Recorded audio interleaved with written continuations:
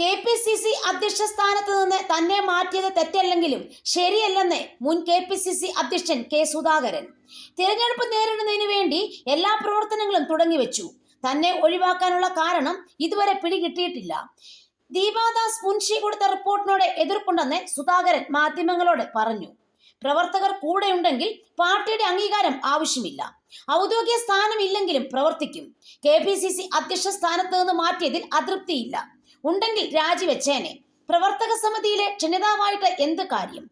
തന്റെ മാറ്റത്തിൽ VD സതീശന് role ഉണ്ടെന്ന് കരുതുന്നില്ല.